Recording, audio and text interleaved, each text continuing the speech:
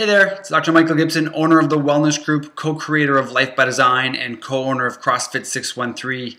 And I'm just sitting here getting ready for the upcoming Eat by Design seminar coming up on Thursday, February 6th at CrossFit 613.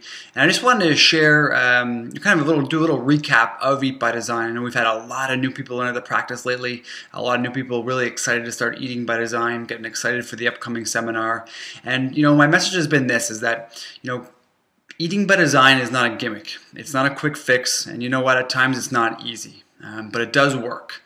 And so I think, if we're really going to if we're really serious about making changes in the way that we eat, we really have to start at the beginning and really have a conversation about Think by Design. And hopefully many of you were at Dr. Pope's most recent Think by Design seminar. It was definitely, in my opinion, the best one he's ever delivered. But we need to go back to some of those simple steps that are discussed in that program. And first of all, we really need to start thinking about what we eat and why. Because I think for so many people, we just eat what we've always eaten, what our parents ate, what we were fed as children, what our government suggests. I mean, they know best, right? So I think we really need to first, take the time to really identify and write down what it is that we are eating, and really give some thought as to whether or not we think that's healthy and why, and then really look to see, or ask the question, what evidence do we have that this is actually healthy, or what evidence do we have that is actually good for me? So I think that's step number one. Step number two is about just creating that vision. What is the vision for my health?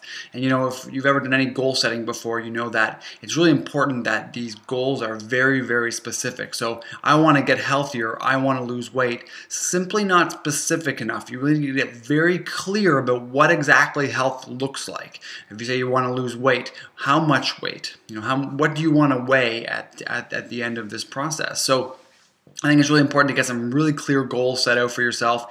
And then number three is figure out why. Why are you doing this? What is the purpose of this? And this is really going to serve as your fuel. So you really want to get clear about it, really connect to why this is important for you, because without the proper motivation, this is sure to end quickly. And I think not doing these things, not going through these steps is probably one of the most common reasons why the quick fix is just so attractive to so many people, is just that they're just not sure exactly what they believe about food. So, all food looks good, or any theory or any idea or the next, quick fix trend, you're just jumping on it because you're just not anchored to any core philosophy of what you do believe about health and specifically about food. So, Eat by Design is not always easy. It does take work, and I think it starts with those key steps. Otherwise, you're just jumping from thing to thing to thing to thing and never really seeing any results, or certainly the results that you want to see. And the reality is that most people are not happy with the way they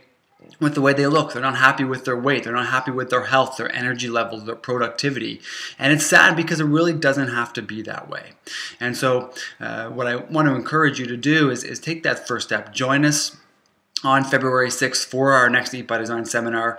Start fulfilling that key requirement, which is supplying the body with those most crucial nutrients that it needs to really express that health, because health is really inside us. It's our default. We are born to be healthy. Our genes, we have a blueprint for health. We just need to fulfill the appropriate requirements that the body has in order to express that health. And obviously one of those is to fuel our body in the most optimal way. And that's what Eat by Design is all about. So, I know there's a lot of new people watching this video. And so what I thought I'd do is maybe just go over a quick recap of the 10 key principles of Eat by Design. Here we go.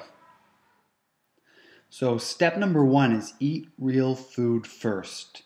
And here we want you to establish food quality as the most important criteria.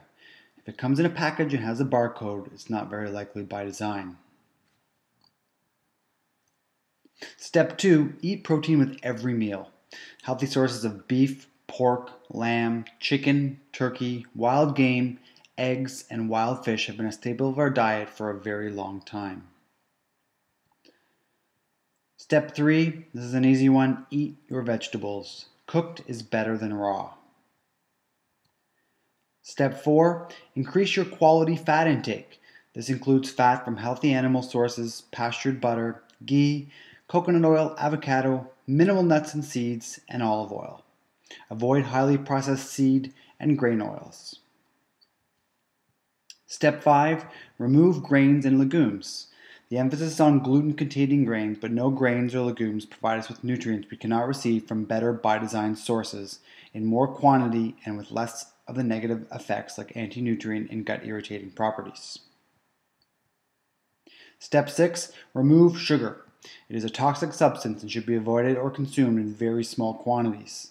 This includes high fructose corn syrup, fruit juice, pop, and packaged foods. Fruit is still a sugar and should be consumed based on your goals. If fat loss are your goals, we want to make sure that we consume it in very minimal amounts. Healthy body composition in moderation. Step 7. Earn your carbs. Depending on your training goals and body type, increased carbohydrates intake may be of benefit.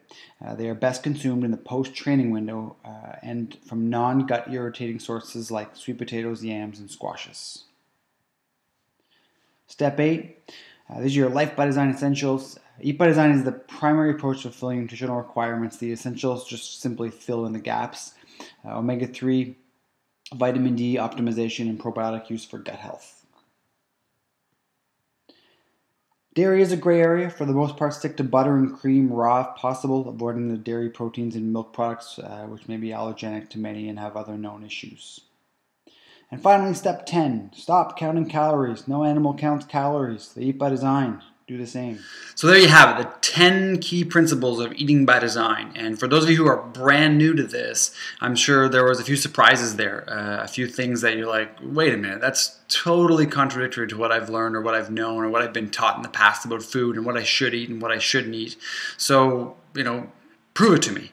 And that's really what the Eat by Design seminar is all about. And I'll make this promise that during that seminar we will review all of the reason, all of the logic, all of the science and evidence behind each one of these recommendations. So below this video you'll see a link for our next seminar coming up on Thursday, February 6th. It'll be held at CrossFit 613 at 7:30 p.m. It's an hour-and-a-half seminar.